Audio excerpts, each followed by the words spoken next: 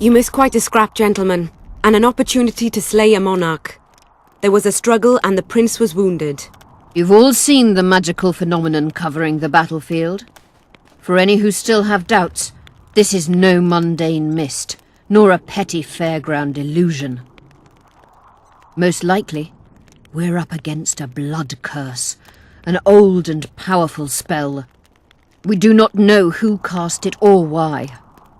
For now, I have one piece of good news and several pieces of bad news.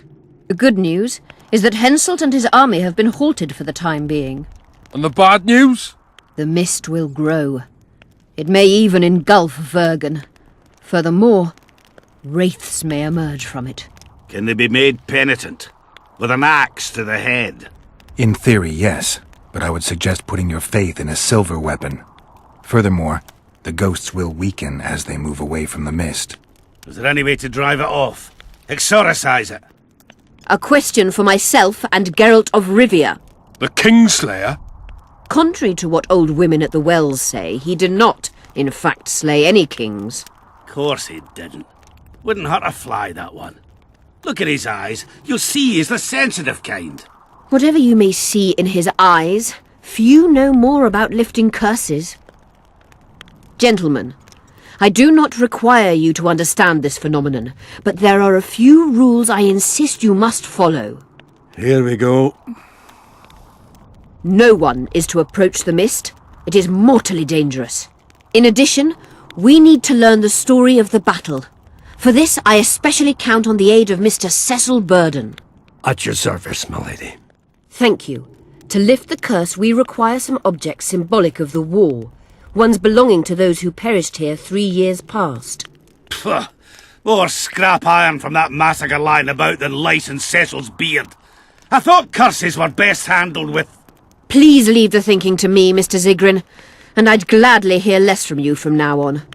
The objects must be magically active and strictly linked to the ghosts of the fallen. That is all.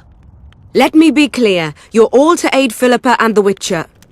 What are you grumbling about now, Yarpen? It's something in my gullet. Take a swig of wine. Now, to worldly matters. How many are we? Saskia, you know well... How many? We dwarves are near 200, but don't judge us by our number. 1,500 peasants will come, though you'll get no precise count. My lords? 53 knights and another 200 armed men. Not enough. Henselt leads 5,000, 5-1 against us. What think you of that?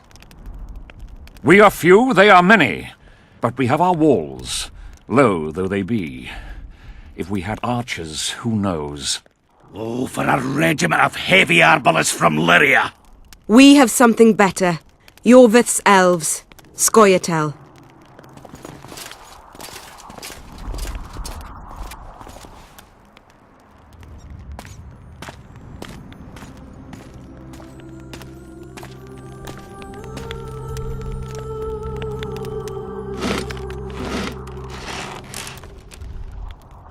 Gentlemen, I give you Yorvith.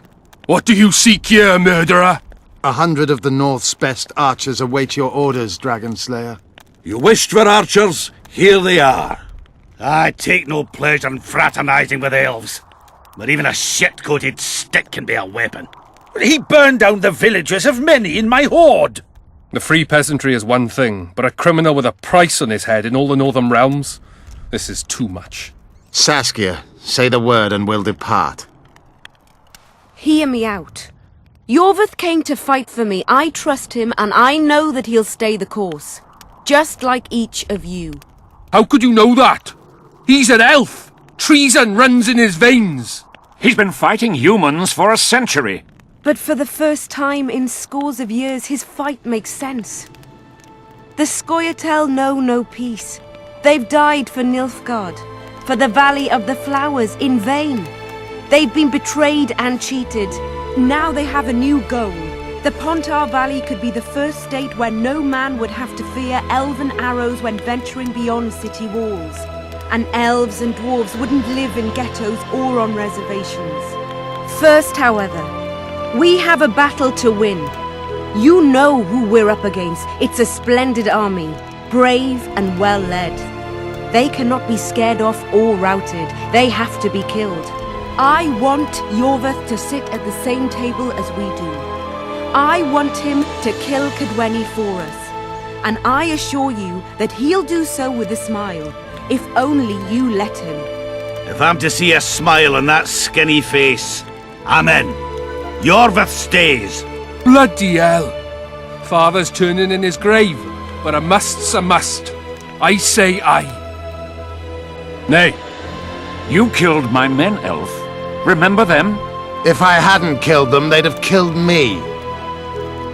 All right. For the sake of better times, and for Kedwen's doom, aye! Down with the sons of bitches! Cheers!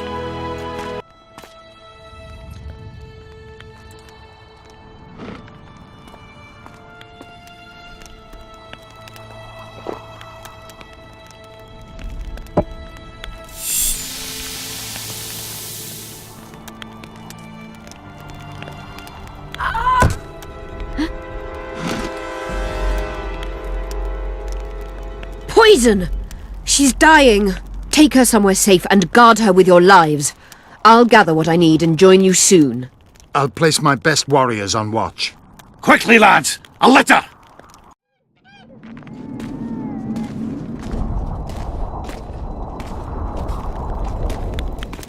She ceased casting spells.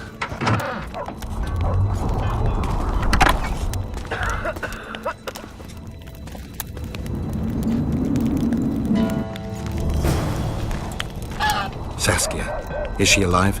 In a manner of speaking, I've slowed her life functions as far as possible. Her condition is stable. Do you know the poison? Thaumadur, commonly known as mage pain. It has a terrible reputation. An antidote must exist. What can we do? Treatment will require herbs, magic, and blood. Not ordinary blood, I presume. Correct. We require royal blood. We could use Letho right now. The nearest king is on the other side of the Mist of Wraiths. You misunderstood me. It need not be the blood of a ruling monarch. It is the genotype contained in royal blood that is required. Kings issue from ancient dynasties. Over the ages, to survive, rulers needed exceptional resistance and strength.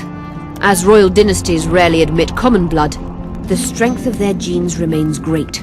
I shall employ self-healing genetic therapy that will teach Saskia's body how to rid itself of the poison. You'll have her drink human blood. No, I shall inject it directly into her heart. What kind of herbs are we talking about? I'll need a subterranean variety of purple foxglove, known to the dwarves as the Immortelle, and an elven rose of remembrance.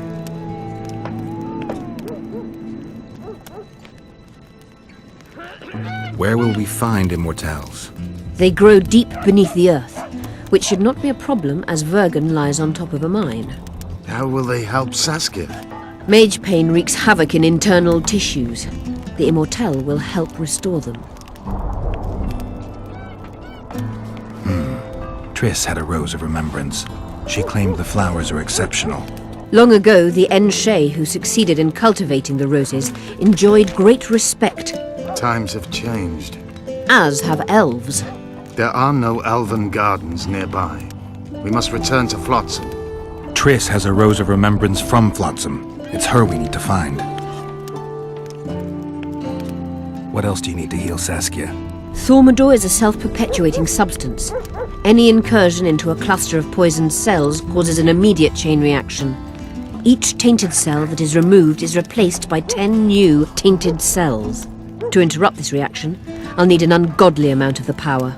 A water or air genie, or one of the 20 legendary rings of power would be best. One to bring them all and in the darkness bind them. Right. And then I'll have to run barefooted to the top of a volcano. All right, all right. Let's forget the rings.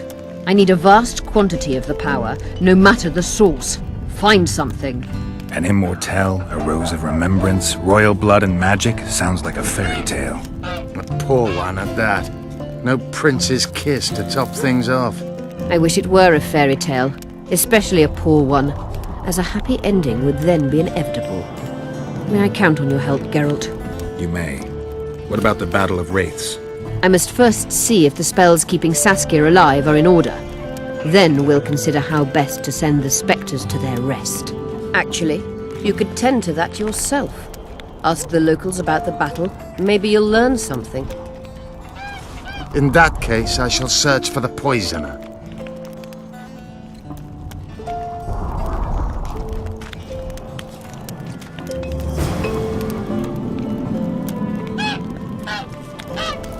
Only Philippa Eilhart may enter.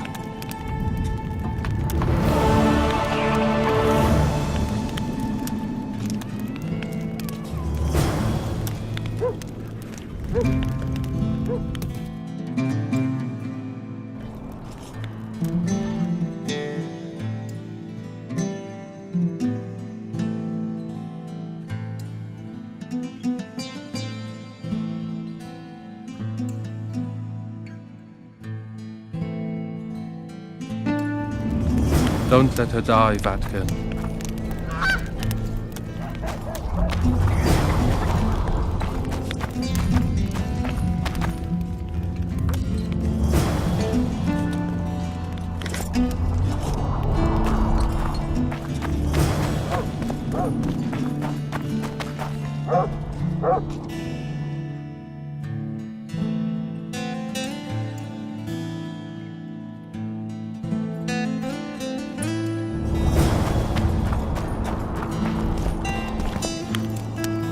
People of Vergen, we have a magical mist full of ghosts just outside our walls, so you'd better think twice before entering it. The mist, may the plague take it, threatens all manner of creatures, so anyone headed to the quarries or walking through the gullies should take exceptional heed. The squirrels that have made camp by the burnt huts are not our enemies, so says Saskia. So it is. Master Geralt of Rivia and Sorceress Philippa Eilhart will deal with the mist. And now, open the gates and get to work.